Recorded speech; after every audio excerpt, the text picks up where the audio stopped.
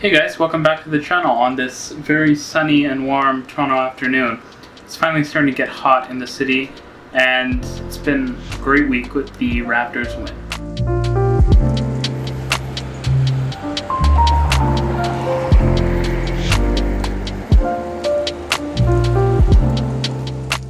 So, as I mentioned in a community post, well actually two community posts now, I said we're getting something that's going to help us film more vlog and kind of out and about type shots, and that's this. It's a DJI gimbal, well, pocket gimbal. It's the DJI Osmo Pocket.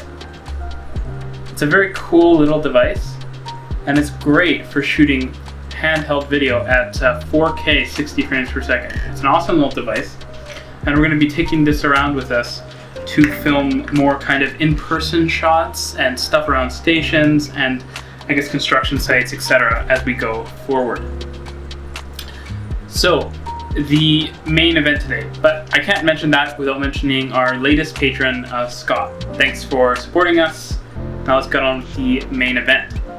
So recently, probably the second biggest Go project that's currently, well, that was in planning, the Davenport Diamond grade separation just got announced that it's been tendered out to Graham Construction. This is a super important project. Essentially what it is that CP Rail, Canadian Pacific, and CN Rail both have east-west main lines through Toronto. CP's goes kind of through Midtown Toronto. It's called the CP Midtown line.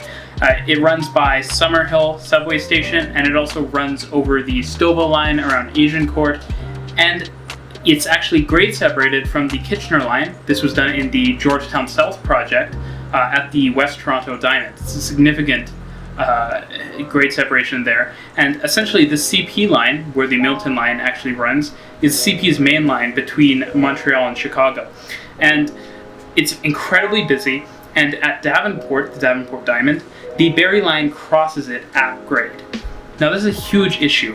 Since it's CP's main line, there's a significant number of extensively long freight trains running on this corridor. And the Barrie line already operates an hourly service, but it's frequently delayed by freight train activity, and that hourly service is probably about the best it can get with the current single track solution and this grade crossing.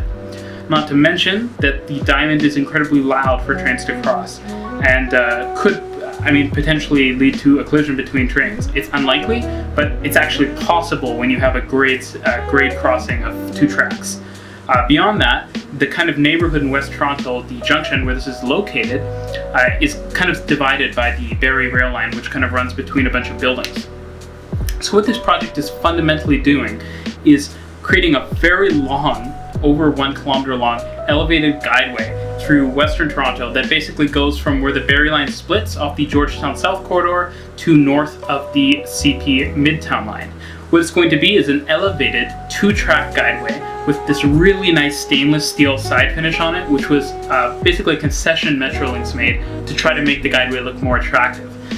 Essentially, because of the grades in the area, a tunnel would have had to be incredibly long because you would have had to dive down and then cut back up at a very slow grade. And because of the change in grade, which is getting more elevated as you move along north, they would have had to make a super long tunnel or trench. I'm actually also very happy that they chose to go elevated with this grade separation. I actually feel like an elevated grade separation, well, maybe it's a bit more visually intrusive. It reminds me of what cities like Amsterdam and Tokyo have, and London as well, where you have elevated rail grade separations. In fact, I remember traveling in Tokyo's Akihabara district, which is literally in the central area of Tokyo, tons of high-rises around, and you have trains operating on a very tall guideway on the Yamanose line. So it's definitely not uncommon to have an elevated guideway in a core of a city, and I think that this one looks fantastic.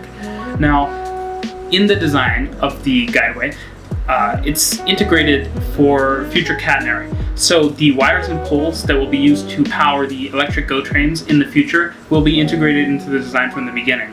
Now this isn't some amazing thing, really. The Up Express guideway already has basically bases where you can just bolt holes in for catenary, and the same thing exists at the new Eastern Rail Maintenance Facility in Whitby. It's really good to see that these projects are integrating the kind of core pieces for electrification to happen from the get-go, because it means that when electrification does start, certain sections can get up and running really quickly. Well, they can get constructed quickly. Up and running is a different story, as we know in Ontario. Now, the project itself is going to be really cool and transformative for the line, because currently, as I said, service is limited to about an hourly bidirectional all-day service.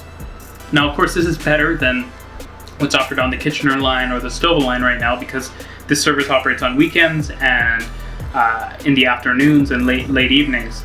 But the kind of fantastic thing is that it will be able to operate up to 30 or 15 minutes, depending on how extensive the double tracking north of the Davenport Diamond grade separation is. Nonetheless, it's just really cool to see GO trains, or like a heavy rail train, operating on a modern elevated guideway.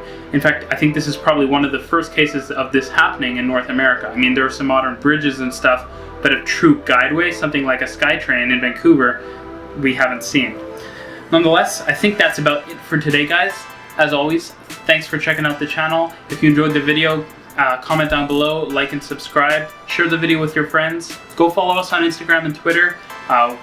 We have kind of increasing numbers of followers over there, and we look to post kind of casual, fun stuff. And as always, have a nice day. Thanks. Bye.